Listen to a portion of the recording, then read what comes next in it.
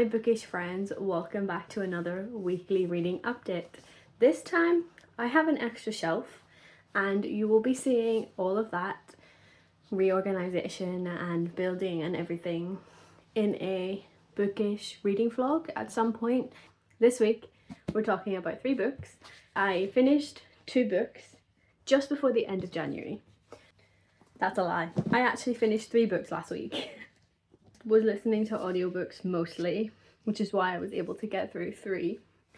The first one I finished was The Second Death of Locke. Following Grey and her mage, she has a really strong connection to her mage Keir, and it's that whole journey. It's very romantic, which isn't something I often love in stories, but I feel like the fantasy in this story, like the fantasy plot, was well-rounded, and I thought it was written so well that I could forgive the heavy romance elements in the story. But for me, this was pretty average, so I have given it 3.5 rating. I wanted something different after that, so I picked up The Compound, which is like a sci-fi dystopian story. So The Compound was a very interesting and disturbing read. I loved how it was like a dystopian take on Love Island. I love how this book covered themes of obsession, kind of gives you a look into reality TV and like the consumerist society.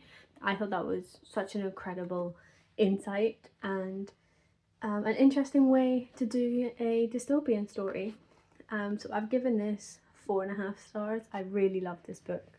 And then I finally finished Finders Keepers by Stephen King, and I don't really enjoy crime stories. There has to be something that hooks me in a crime story, and Finders Keepers and the whole Mr. Mercedes, it's just not it for me. And I'm now 2 books into the trilogy and I'm wondering whether or not I should finish it. I don't know, let me know your thoughts down below.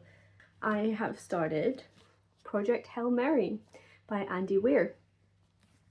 This is a library book that I picked up recently, and unfortunately because of the hype around this new movie coming out, I only have 7 days to read this now because I didn't check if someone had reserved it.